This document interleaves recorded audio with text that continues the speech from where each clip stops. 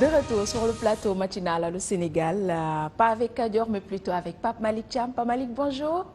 Bonjour Aïcha. Ça va, vous allez bien ce matin? Ça va très bien, alhamdoulilah. Très bien. Alors Pape Malick, qu'est-ce qui marque l'actualité politique et économique de ce matin? Aïcha, on démarre cette actu politique et économique de ce matin par justement la politique avec Aminata Touré qui attaque l'opposition. Dans son discours, l'ancienne Premier ministre et ancien allié aussi des camarades de la coalition Benno Bokk Yakaar a soutenu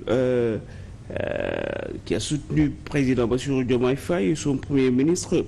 Elle parle des élections législatives prochaines, parlant aussi de ce qui se passe actuellement dans le champ politique. Elle déclare la nouvelle opposition veut mettre en mal les Sénégalais et le régime en place en tenant des propos mensongers avec l'objectif de duper les Sénégalais. Quand j'entends les responsables de l'APR parler des compétences, cela me fait rire parce que je les connais tous. Il n'y a que l'APR qu'on se demande si réellement certains ont le baccalauréat. La preuve, faites la comparaison entre les recrutements de Macky Sall et du nouveau régime. Ces gens ne savent que faire des coups bas.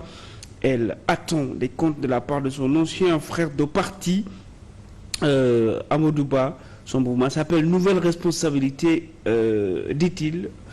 Dit Aminata Touré, a lancé la haute représentante du président Bassirou Diomaye Faye. Il devrait aussi parler des anciennes responsabilités de ministre des Finances sous Macky Sall, au-delà de sa fortune personnelle qui serait immense pour un simple fonctionnaire de l'État du Sénégal. Ceci pour l'ancien Premier ministre aux jeunes.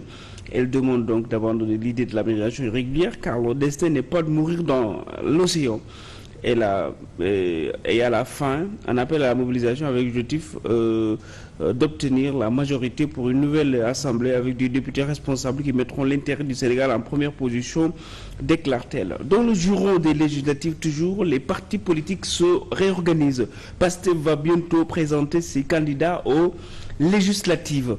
En prélude des élections législatives anticipées prévues le 17 novembre prochain, le parti Pastef compte en ce sens d'organiser une cérémonie pour dévoiler toutes les informations importantes relatives à sa liste.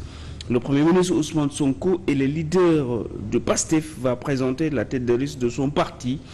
Et il y a également prévu la présentation du directoire de campagne de PASTEF, les Patriotes. Il y aura aussi tout le monde dans les départements et de ceux qui vont figurer sur la liste nationale. La cérémonie se tiendra au Grand Théâtre le 27 septembre 2024, dirigée par le Premier ministre Ousmane Sonko.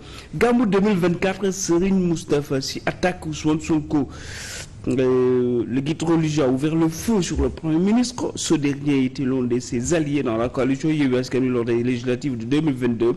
N'a pas effectué le déplacement à Tivaouane pour lui rendre visite. Il est venu à Tivaouane, mais il n'a pas rendu visite au guide religieux depuis qu'il a été nommé Premier ministre en mars 2024. Le guide religieux a saisi l'occasion du Gamou 2024 pour solder ses comptes. Aujourd'hui, il a retrouvé la santé, la sécurité. Il fait semblant de nous ignorer. Je prends acte, dit le marabout. Toutefois, Serigne Moustapha Sy ne va pas se laisser faire. Il prévient que le Premier ministre qui l'attend. Il prévient que le Premier ministre qu'il attendra lors des législatives prévues le 17 novembre prochain. J'attends aux législatives, a-t-il déclaré. On termine avec une actualité plutôt économique avec la fatigue, un programme d'alphabétisation qui aide les femmes dans la gestion financière. La situation de l'alphabétisation dans la zone de Tambacounda et Bambou est très honorable. Le programme a contribué à l'autonomisation des femmes et renforcé leurs activités de développement dans la mangrove. Ceci en marge de la journée internationale de l'alphabétisation. C'est pour promouvoir l'éducation multilingue, l'alphabétisation pour la compréhension mutuelle et la paix. Les initiateurs ont indiqué que le programme a innové avec un support qui prend en charge la littératie financière, un concept qui correspond aux connaissances nécessaires permettant de prendre des décisions financières.